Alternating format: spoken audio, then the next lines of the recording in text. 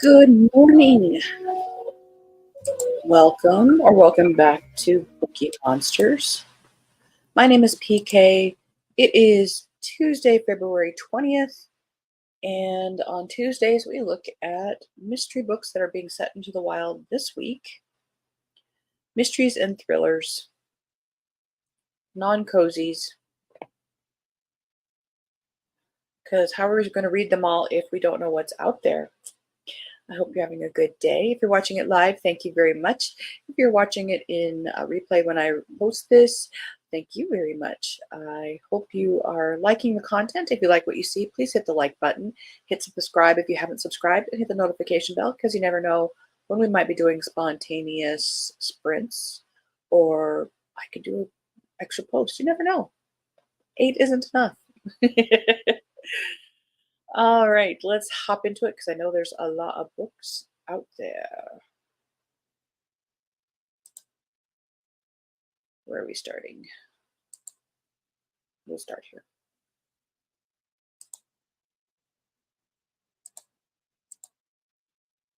Quick announcements while I'm getting this going.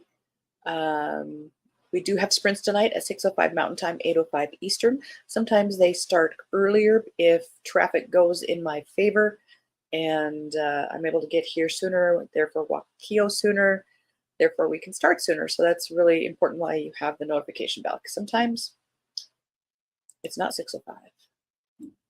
All right, first up, Gray Man number 13, The Chaos Agent by Mark Greaney. Greaney? Don't know. All right.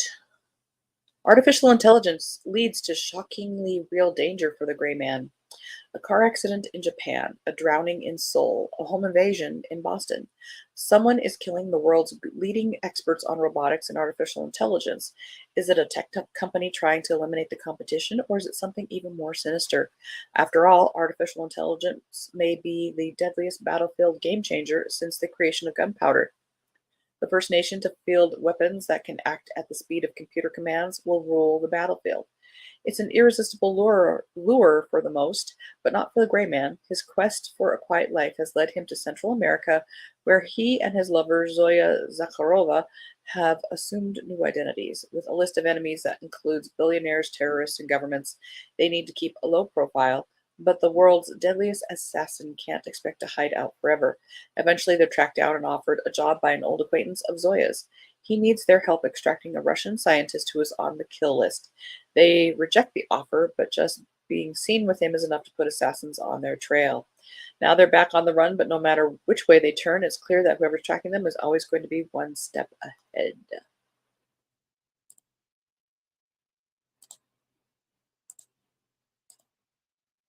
Steve Berry has a new one. Also book 18, The Atlas Maneuver. 18th in the Cotton Malone series. Double checking. Yes.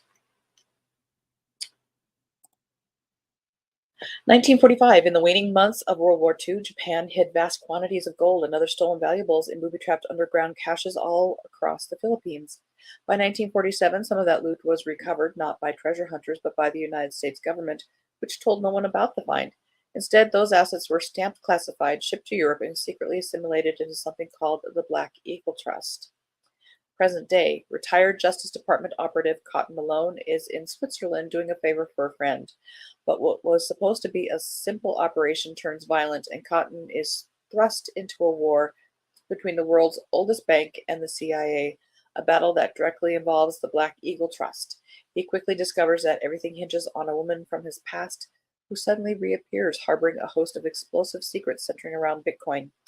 Cryptocurrency is being quietly weaponized, readied for an assault on the world's financial systems, a calculated move that will have devastating consequences. Cotton has no choice. He has to act, but at what cost?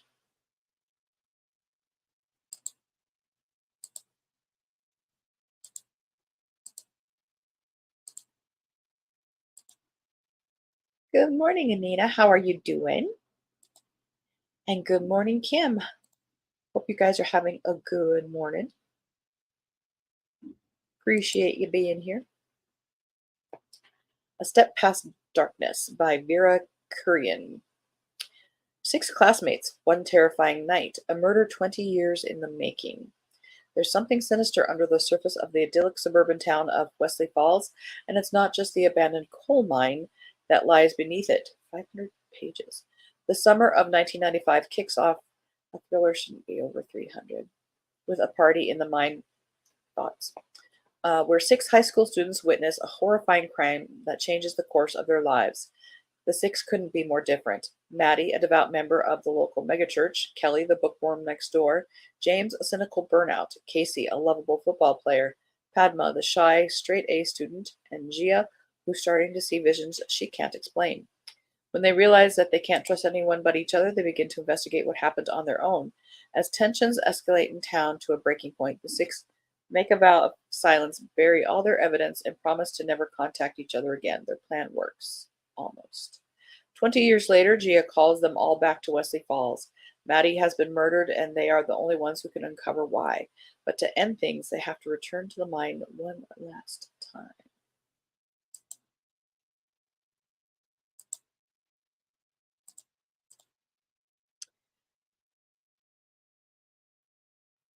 This came out last year.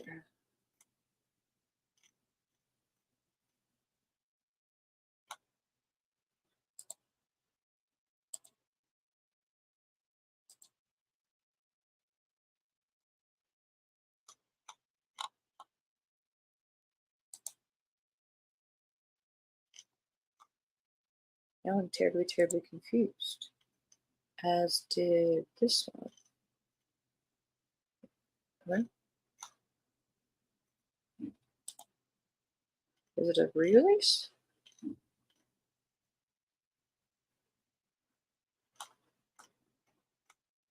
Maybe I pre-ordered it and forgot.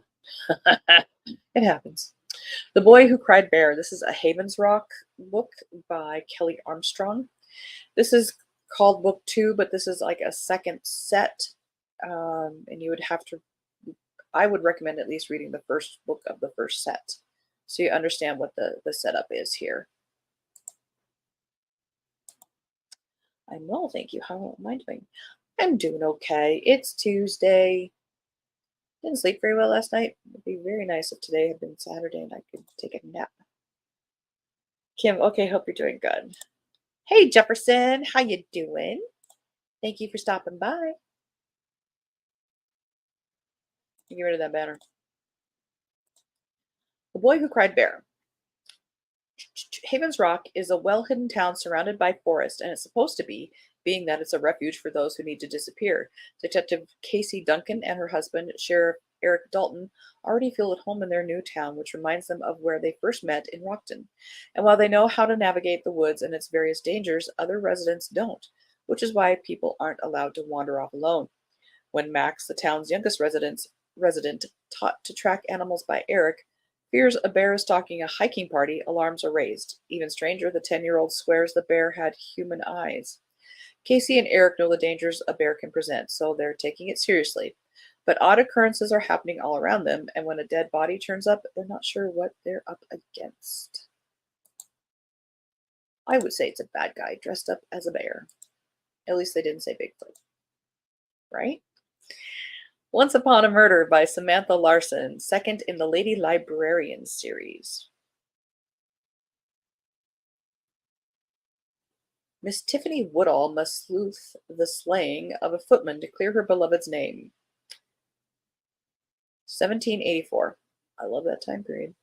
Officially hired as the librarian for the Duchess of Beaufort, Miss Tiffany Woodall is through with masquerades and murders for good. That is, until she stumbles upon the frozen dead body of former footman Mr. Bernard Coram. The speed with which her peaceful new life is upended is one for the record books. The justice of the peace immediately declares her the primary suspect in the murder. As Tiffany hunts for the truth to clear her name, she learns that Bernard got into a fight over a woman at the local pub the night of his death, but he was also overheard blackmailing Samir. The justice of peace arrests Samir, and Tiffany realizes that her life may have more in common with the tragic play than a lighthearted romance. I've not read the first one. I'm familiar with it.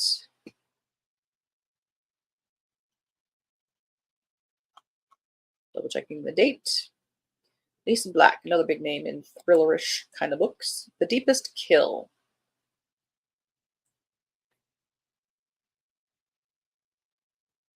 For software pioneer Martin Post, the third richest man in America, his private compound on the Florida coast is a sunny no man's land separating his family from the rest of the world. Now, expert forensic analysts Ellie Carr and Rachel Davies are the renowned Locard Institute of the renowned Locard Institute have been summoned to its dark side. Martin's pregnant daughter Ashley had ventured on a day trip in her motorboat into the Gulf, only to wash up dead on a nearby shore. Although the local coroner determined her death was an accident, Ellie and Rachel soon confirmed Martin's gravest fear. Holy moly. His daughter was murdered. Was it a kidnapping gone wrong or something even more brutal? Ashley and her husband Greg had been working, see that? Yeah, with Martin on a revolutionary new defense initiative for the U.S. military. Could espionage have played a part in her death? Martin believes Greg is behind the murder, and the spoiled charmer does set off Rachel's deception radar. If the widower didn't kill Ashley himself, why isn't he more upset that she's dead, etc., etc.? Moving on, because apparently I am tongue-tied with this one. Copies required.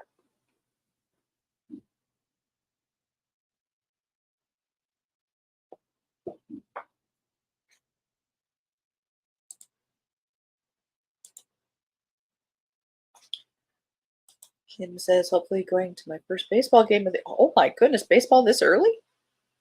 Wow. Working. It's a working moment. Kim, last test scheduled today. Oh, good. Oof. Crossing my fingers for you. I have to take Kyo to the vet today to get the stitches out. The test came back inconclusive, so I don't know what we're going to do now. The Guest by B.A. Paris. It must be thriller week. We've got thrillers up the wazoo. The Guest. Some secrets never leave. The guests that never leave. Iris and Gabriel have just arrived home from a make-or-break holiday, but a shock awaits them. One of their closest friends, Lore, is in their house. Hello. The atmosphere quickly becomes tense as she oversteps again and again, sleeping in their bed, wearing Iris's clothes, even rearranged. I'm sorry, that's what you call the cops.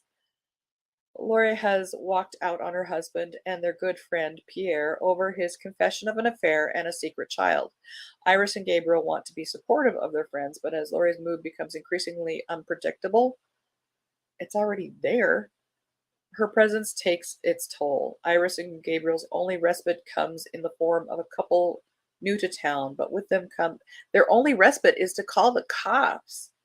But with them comes their gardener who has a checkered past. Soon secrets from all their past will unravel, some more dangerous than they could have known. That just sounds stupid. I'm sorry. I'm sorry. Somebody's going to love it. It's just not my cuppa, and I apologize. But there are stupid things going on. AJ Finn, end of story. For fans of Knives Out, everybody's using that one as the touchstone now. I'll be dead in 3 months. Come tell my story. So writes Sebastian Trapp, reclusive mystery novelist, to his longtime correspondent, Nikki Hunter, an expert in detective fiction. With mere months to live, Trapp invites Nikki to a spectacular San Francisco mansion to help draft his life story. Well, San Francisco isn't what it used to be. While living alongside his beautiful second wife, Diana, his wayward nephew, Freddie, and his protective daughter, Madeline. Soon, Nikki finds herself caught in an irresistible case of real-life detective fever. You and I might even solve an old mystery or two. 20 years earlier, on New Year's Eve 1999, Sebastian's first wife and teenage son vanished from different locations, never to be seen again. Did the perfect crime writer commit the perfect crime? And why has he emerged from seclusion 2 decades later to allow a stranger to dig into his past? Life is hard, after all. It kills you. As Nikki attempts to weave together the strands of Sebastian's life, crud, I left the phone over there. Sorry. Madeline begins to question what her beloved father might actually know about that long ago night. And when a corpse appears in the family's koi pond, both women are shocked to find that the past isn't gone, it's just waiting.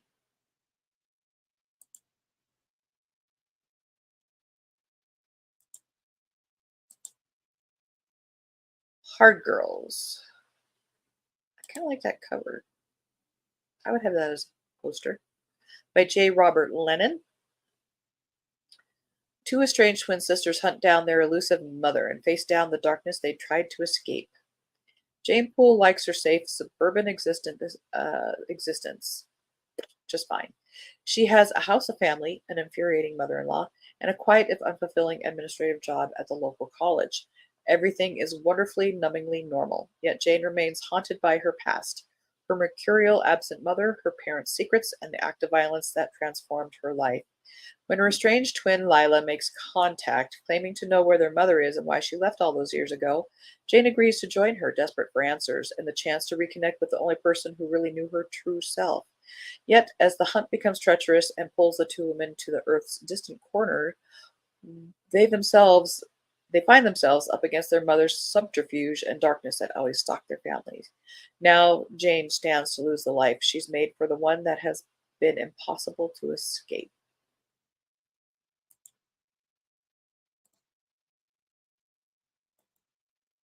Island Witch by Amanda Jayatissa, set in 19th century Sri Lanka and inspired by local folklore. The daughter of a traditional demon priest, relentlessly bullied by peers and accused of witchcraft herself, tries to solve the mysterious attacks that have been terrorizing her coastal village.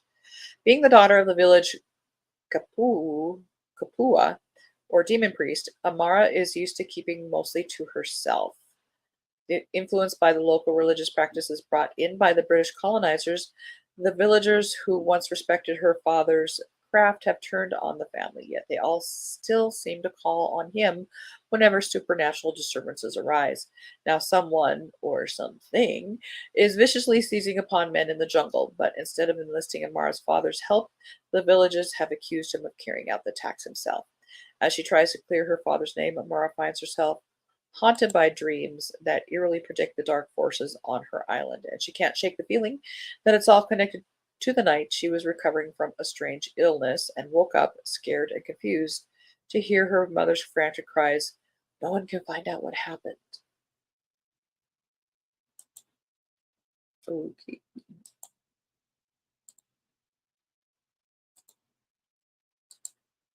Got lots of darkness this week.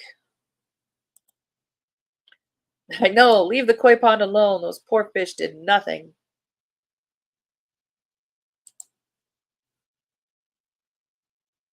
Keep your friends close.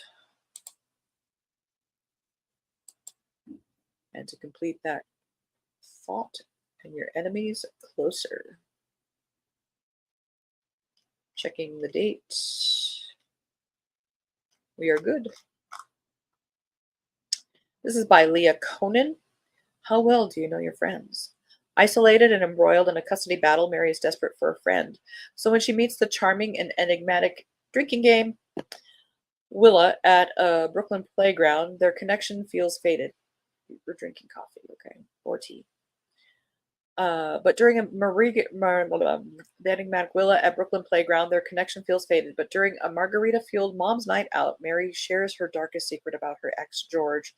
And the next morning, Willa simply disappears. No calls, no texts, nothing. 2 months later, Mary's divorce is almost finalized, and she's trying to build a new life for her son in upstate New York. On her first day in town, she runs into Willa. Only Willa's name is now Annie, and she's got an entirely new family in tow.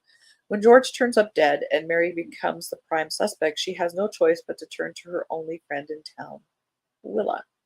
As coincidences and evidence pile up, Mary begins to wonder whether Willa had something to do with George's death. Is the woman a friend or a foe, confidant or just a con?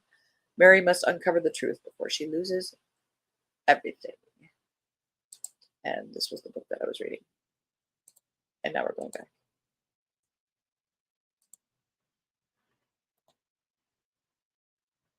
Murder in Masquerade. Got time for another one. By Mary Winters, second in the Lady of Letters mysteries. Double check the date. We are good. Extra, extra, read all about it. Countess turned advice columnist Amelia Amesbury finds herself playing the role of sleuth when a night at the theater turns deadly. Victorian Countess Amelia Amesbury's secret hobby, writing an advice column for a London penny paper, has gotten her into hot water before. After all, Amelia will do whatever it takes to help a reader in need. But now, handsome Marquis or Marquis Simon Bainbridge desperately requires her assistance. His beloved younger sister, Marielle, has written Amelia's Lady Agony column seeking advice on her plans to elope with a man her family does not approve of. Determined to save his sister from a scoundrel and the family from scandal, Simon asks Amelia to dissuade Marielle from the ill-advised gambit. But when the scoundrel makes an untimely exit after a performance of Verdi's Rigoletto, Amelia realizes there's much more at stake than saving a young woman's reputation from ruin. It's going to take more than her letter writing skills to help the dashing Marquis mend the familial bond and find the murderer. Luckily, solving problems is her specialty. That is good luck.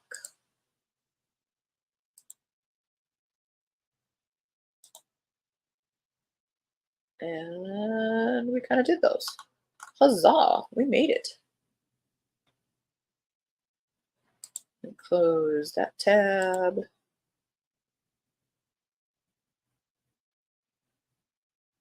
We might look at those. And the bell, it's in the other room, so I can't go get it. And we're gonna have a commercial. Thank you guys so much for being here. I appreciate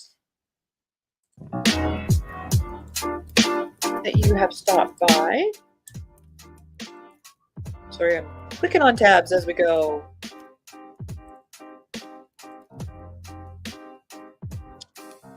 Island Witch sounded interesting. Indigenous lore is very interesting. And it's very trendy. There's a lot of stuff out there people are looking into. All right, guys, thank you so much. I hope you have a good Tuesday. We do have sprints tonight at 6:05 Mountain Time, 8:05 Eastern. Could start earlier if traffic goes in my favor. Otherwise, have a very good day. And as the banner says here, don't be a bookworm, be a bookie monster. Nom nom nom. Have a good day. God bless.